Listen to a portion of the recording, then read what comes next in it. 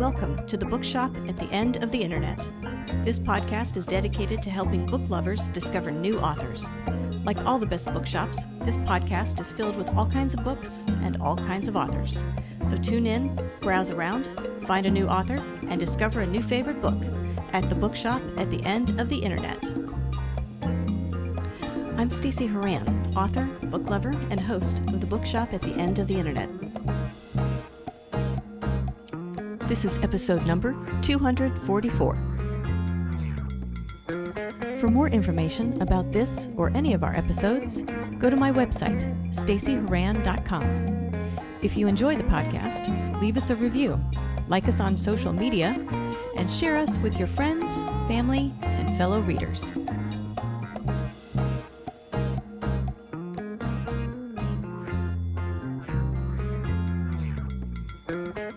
In today's episode of the Bookshop at the End of the Internet, I'm chatting with author Cynthia Moore about her new book, Dancing on Coals, a memoir of an overperformer, which tells the story of her life thus far in two parts. The first is a 20-year journey in experimental theater. She spent those 20 years traveling, performing, creating her own theatrical pieces, and literally throwing herself against walls. The second part of her story is her pivot to obtain her master's degree in clinical psychology and spend the next 20 years working as a mental health counselor. Cynthia went from living a performative and physically expressive life to one of calm, introspective reflection. Her life has been a roller coaster ride, full of childhood trauma, travel and adventures, personal creativity, and extremely hard work, both physical and emotional.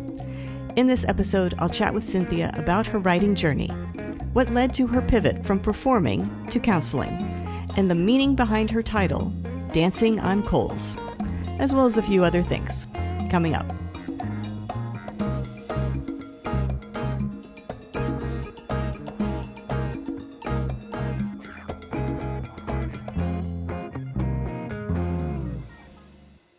Cynthia Moore, I want to thank you very much for joining me today on the podcast. Thank you, Stacey. Glad to be here. I thought what we could do today is start by talking about your new memoir, Dancing on Coals, a memoir of an overperformer.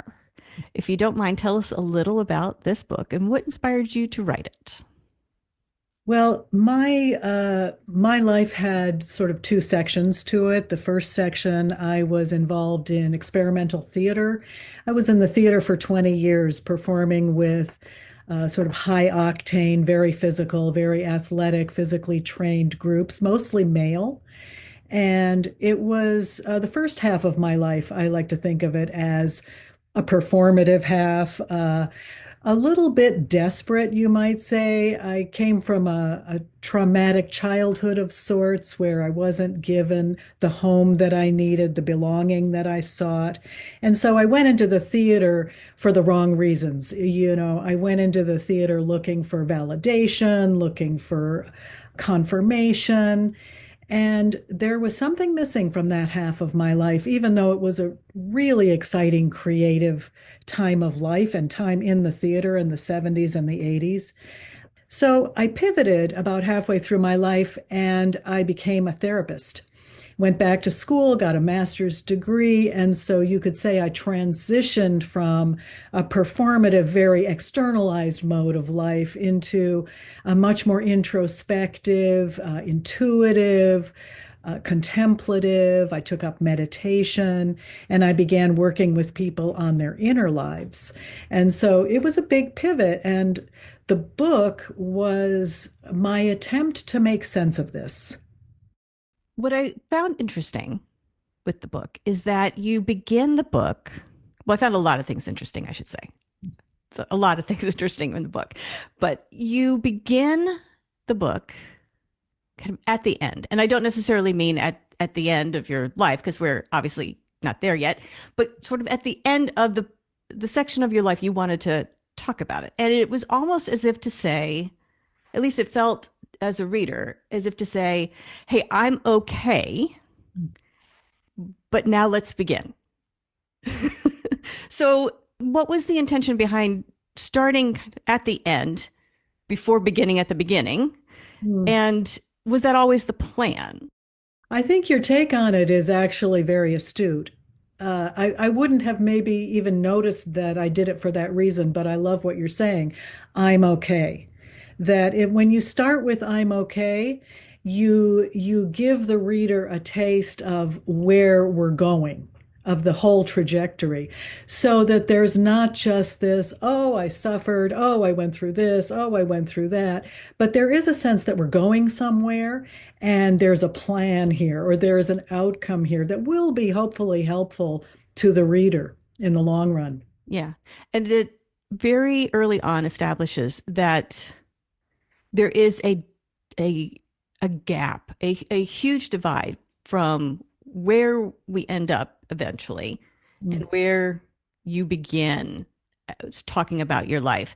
So because we see the end right up front and then we sort of start at the beginning after that, there is a big gulf between the two. So you realize that this is a journey mm.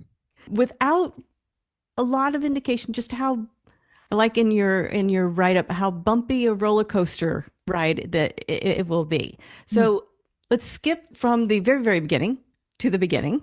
mm. And I'd like to talk about your, as you mentioned, your childhood was unique. It's not something a lot of people have experience with, or how you went through childhood Mm. is unique. So can you give the listeners or the readers a taste of that? Yes, absolutely. I was fortunate enough to grow up in the Bahamas. My mother divorced my father and remarried, and they were both retired at that point. So they moved to Nassau in the Bahamas, which was an incredible place to grow up.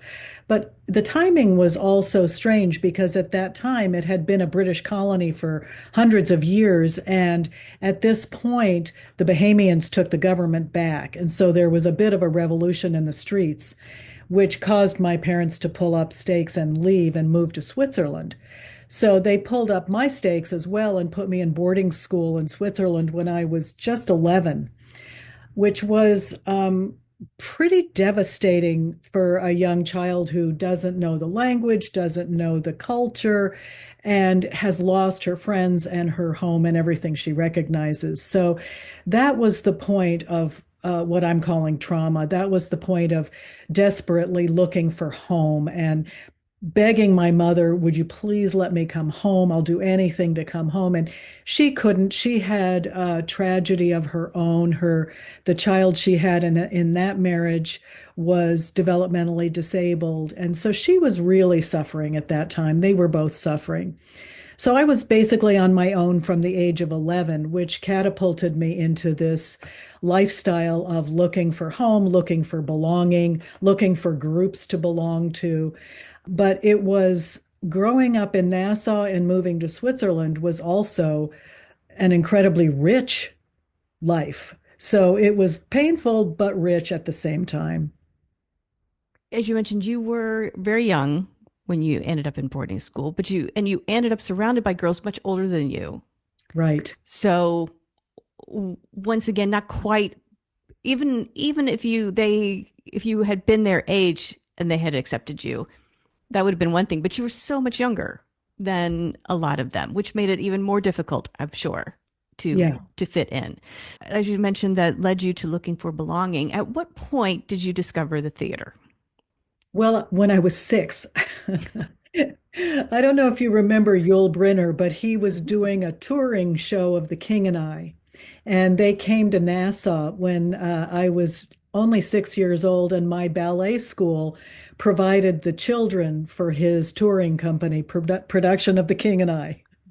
And so I had to dye my hair black and dye my skin brown, which was racially inappropriate, but fabulous for me. And I fell in love with the theater. I fell in love with performing and that sense of belonging that you get from being on the stage. So that was my first exposure, and I never turned back after that.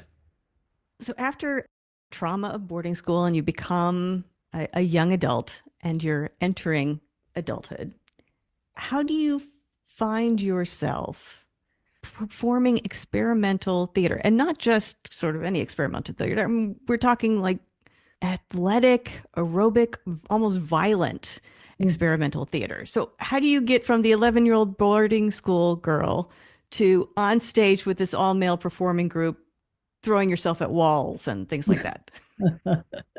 Well, it was 1970, and the 70s were a time of great creative explosion.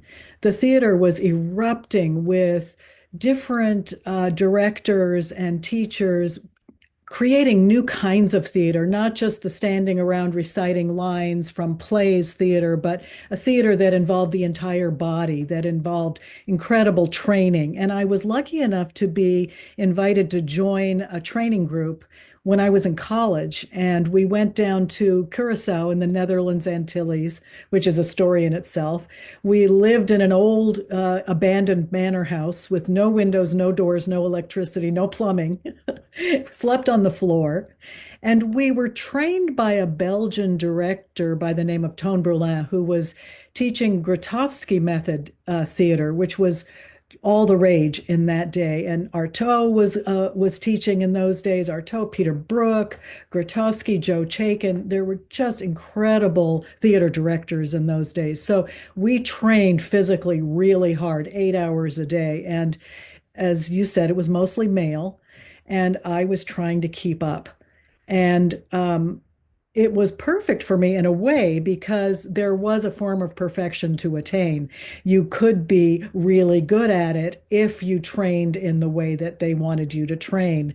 And so I succumbed to this somewhat abusive form of training in order to get the approbation that I was craving. And this leads you on quite a journey, and you end up in California, where performing takes on sort of a whole new level at this point, right? The troupe is small, you're getting notoriety, branching out, doing things largely of your own creation. So it sounds like the normal trajectory. You're finding success, and this is all going great. What happens to make you decide enough? I'm going to change. Well, we were getting success on the level of um, what I call the currency was testosterone. We were highly athletic, highly physical. It was an all male group. The men were very expressive, extroverted, out there. And I always felt that as the only woman in the group, there was something missing for me. I was somehow a role. I was the woman. And there was something that was not congruent for me in that. I was very physical. I was expressing testosterone myself. I was getting success on that level and recognition on that level. I think the critics called it pyrotechnics. We were recognized for our pyrotechnics. And I wanted to I wanted to create something that was more nuanced, more lyrical, more internal, more of a language of the interior than the exterior. And I wrote a piece called Twin, which was a story of two women. And the play itself won an award, but when we performed it, it was met with a certain amount of indifference, or people were missing the pyrotechnics, they were missing the fireworks. And at that point, something just hit me. It was not what I wanted. I had been going down the wrong alley. I had been looking for the wrong thing in the wrong places. And it hit me like a sledgehammer. We have those moments in our life where suddenly you go, this is not what I intended. This is not what I wanted. This is not where I want to end up. And I always think of it in Jungian psychology, they call it the descent, where you sort of go into a dark night of the soul and you say, I don't know what it is I'm looking for. I don't know what I need, but I'm going to open up to some degree of despair and not knowing. And then you often will get some guidance that will come in and say, why don't you try this direction or think about this other way of.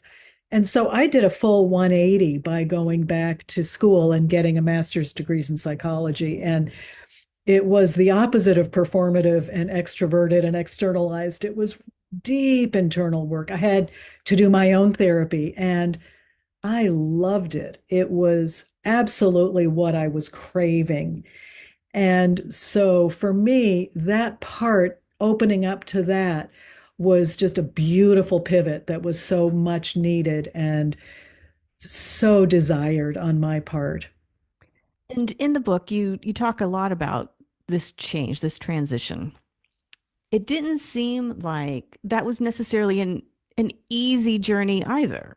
That was a bumpy roller coaster, maybe not quite as physically taxing Mm. as the first half, but still taxing nonetheless. And I'm sure it took a lot to learn how to live in this new life. So, can you tell us a little bit about the difficulties of ultimately being in that world and navigating it? Well, it was emotionally taxing. And it was required when you get a master's degree in psychology and train to be a therapist, you have to do your own therapy, obviously, or you'd be bringing a lot of baggage to your work with other people. And I had to confront some of the traumas that I had experienced as a child. I had to really meet my own trouble internally, which I had avoided doing by being in those theater companies. And so that was a bumpy road. And I had to I actually brought the overperforming mentality into being a therapist when I started. I was trying to save the world. I was trying to develop accelerated courses of transformation that would heal people in 2 weeks. And my supervisors were all telling me, "You're doing too much. You stop doing so much." And it took me some years to let that sink in that actually therapy is not about doing, not about transforming people, but about presence. And about Carl Rogers always said that listening is the greatest healing factor of therapy, the ability to listen. And so it was a complete radicalization of my approach. I had to learn to be still. I had to learn to be quiet. I had to learn to listen.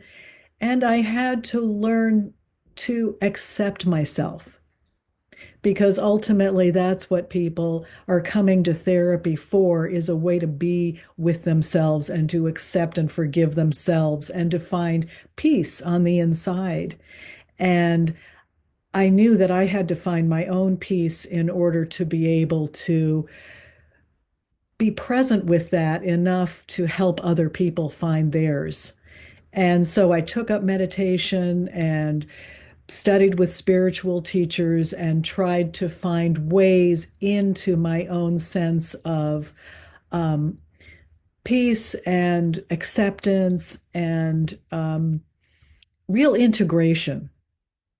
It's interesting that you mention that because I think people assume, or at least want to assume, that their therapist knows all the answers and is perfectly at peace themselves, right? No trauma, and that they are where we should be heading, right? That's maybe the goal. But I mean, their therapists are human like everybody else, and they have their own work to do. So it's an interesting insight into that. And I imagine who you were as a therapist when you started is different from who you are down the road as we get to the end of the book. That's, again, a huge journey, but a Mm. much quieter one than the first half. But it's still a journey Mm. nonetheless.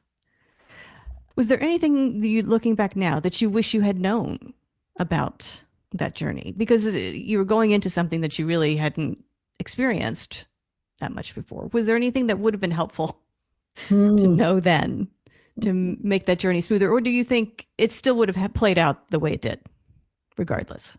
I think it had to play out the way it did because I had to go through that excruciating training internally that I went through. But I think what I would have liked to know was that um, I took up meditation. I took up Buddhist meditation with the hope of transcending all my suffering. And I really thought it was going to be a direct line to bliss and transcendence and avoidance. And Just skip over it. just skip it, just skip it. What they call now a spiritual bypass. And I wish I had known that because now I think the most potent spiritual lesson I've learned in my lifetime is that real enlightenment is about being with what's here right now, even if it's it, painful emotion, especially if it's painful emotion, being able to be present with that. And that is such a deep, profound lesson that I was completely unaware of for maybe the first 20 years of my training. I didn't know that at all. And so I did spend a lot of time trying to transcend difficulty and ultimately failed. And that was where I ended up was becoming okay with difficulty and learning how to navigate difficulty and learning especially how to be present with other people navigating difficulty because therapists have blind spots. So, we all have areas where we're uncomfortable or it's too much or we shy away from certain feelings. And that's not in the client's best interest. So, an ability to have a wide palette where you can tolerate every form of suffering and struggle and be able to be fully present with that, that's the ultimate lesson. Yeah. I also found interesting, interwoven through this, not just the learning curve and the roller coaster of your professional life, but the learning curve of your personal life, of your family life. The idea that you find family in a form very different from one you knew, Mm. which I think a lot of people recognize. Maybe what they initially seek is not necessarily what they need. And so I thought that was very interesting. And once again, we get a glimmer of that when the book opens, is a snapshot of once again you're okay, and we get to see your lovely family. Mm. But it took a while to get there. Yeah. The same with your professional life. Hmm. Was that a parallel track, do you think, with everything else happening with your life, or was that sometimes like a roller coaster on a different track, going in a different direction? Were they in parallel, or was there discord at times? It It was very surprising how that happened because I kind of went off book, as they say in the theater. I went off script. The script from my family of origin was one of a lot of trauma, a lot of very destructive relationships, divorces, many, many, many, many divorces. That's the norm in my family. Inappropriate selections for partners. And I saw this over and over and over again. And when I met my husband, David, something in me was implacable and irresistible and said, "This is the guy you want to be with." And it was a knowing, not like in the movies where there's thunderclaps and lightning strikes, but a knowing that this was actually healthy. And against all my worst judgment, I followed that knowing. And I didn't succumb to, in the theater, you're supposed to really get together with other performers and have dramatic, high drama relationships with a lot of ambition and a lot of competition. And I did that a few times and wasn't really what I wanted. And when I met David, it was like, well, this is not on script. I'm not supposed to. He was an auto mechanic. And so it was very surprising when my nervous system said, "This is the man for you." I And imagine, yeah. I'm proud of myself. I actually obeyed. I obeyed that instinct that said, "This is the man for you," because he was calming to my nerve. He was home. Mm. Which is what you've been looking for, as we see in the book this whole time. Right. And I don't want to say home is another person because that's not what the message is. But having another person who can support you on your way, finding your own way home, Right, that's important. right, right. Well, can you talk to us a little bit about the title of the book and where that comes from? Because I'm curious, at what point did you find the title? Well, the original title of the book was This Is Enough, Mm. because the premise was it's never enough, it's never enough, it's never enough. And then I saw a poem in a Buddhist magazine, Tricycle magazine, by Anne Waldman, who's a Buddhist poet. And it's called Sleeping with the Hungry Ghost. And in the poem, the quote at the front of the book is sexy ghost, a performer, a demon, a gadfly, to never have enough, be enough, get enough, dancing on coals. And when I saw that, I went, boom, that's the title for the book. It felt more active, it felt more vivid, it felt more alive than This Is Enough. So I changed halfway through and made that the title. Now that you've written the book and you've gone through this journey, I'm curious, are you still learning? Do you think you're still on this roller coaster? Are you still dancing on those coals, or has all of that stopped? Hmm. Not dancing, not dancing on coals. Nope, not Well, that's anymore. good. Congratulations. Thank you. Still learning though, Okay. always Mm, until I take my last breath, I will still be learning. The publishing journey has been an incredible learning experience. I will always be milking whatever I'm experiencing for the next lesson, but not dancing and not craving and not striving.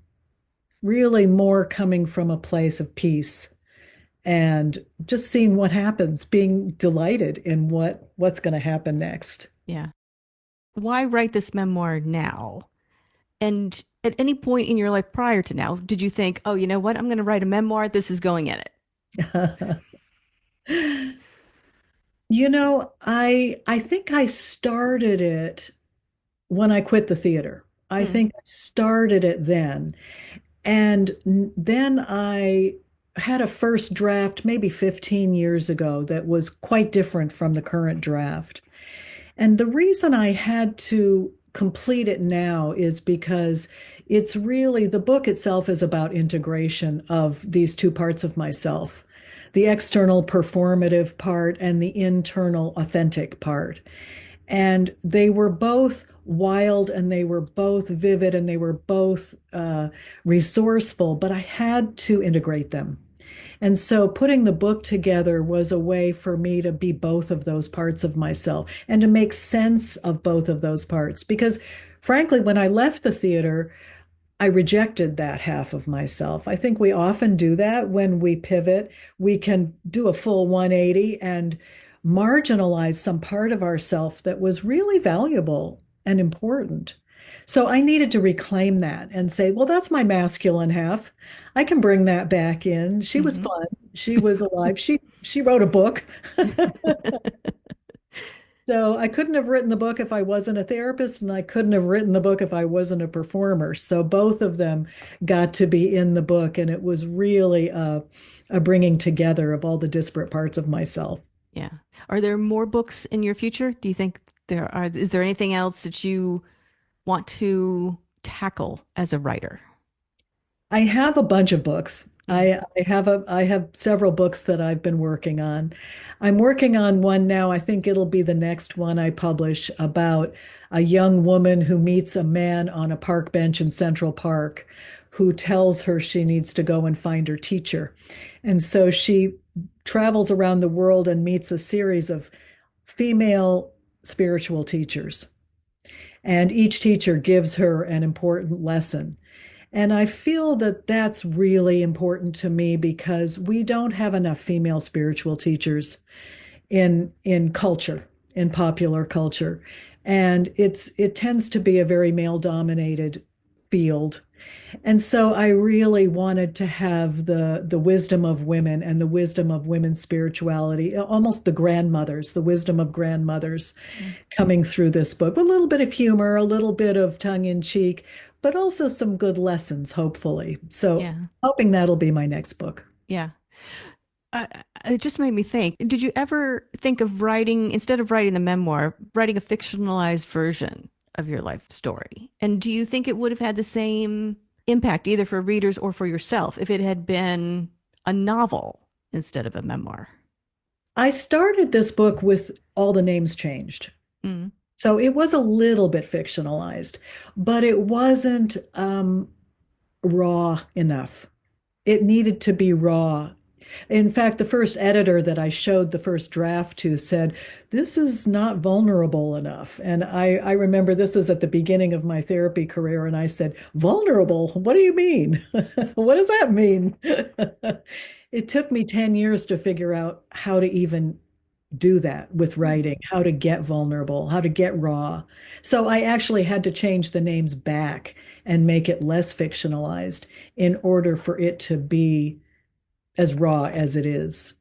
But I wrote a fictionalized memoir for my mother because I wanted to try to walk in her shoes and see why she did some of the things she did. That was very informative. I I'm sure. recommend it.